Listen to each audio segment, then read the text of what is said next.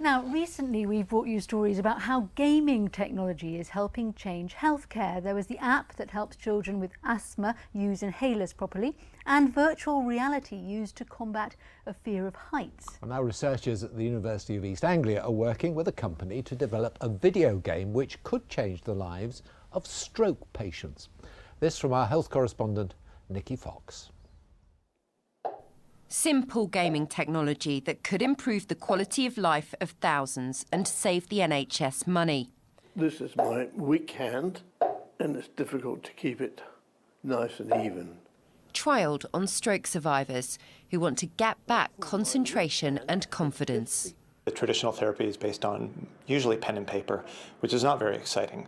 So what we've been trying to do is doing something that's a little bit more engaging. The fact is that people can do this at home, which is really important for them, so they're not actually having to go to a trust or a centre to do this. These are drawings by stroke survivors affected by a condition called spatial neglect. They perceive objects like flowers differently. Unaware of anything on one side of their body, half their world can disappear.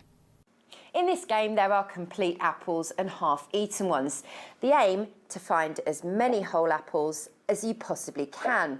Now, I'm seeing apples all over the screen, but for somebody with spatial neglect, they might only find a few apples on one side of the screen. Some patients tell us that they're scared to even use a wheelchair because they'll bump into things on their impaired side. So what we're trying to achieve here is by doing these exercises, people will become more aware of their impaired side, and that will then improve their quality of life and independence. Jim McLenany's had positive results from the trial.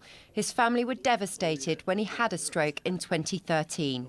It was so degrading for him. Fortunately, he didn't know anything about it, but we had to put nappies on him. He couldn't talk, he couldn't move, we had to feed him. And I remember my sister fed him and a bit dropped off. And he pushed her hand away and said, "It's enough to say that's mine." You know, it's not like that, really. The fact I couldn't move a muscle or do anything, for a man who's always been active, suddenly to be like that, but mentally aware, is what makes it more frightening.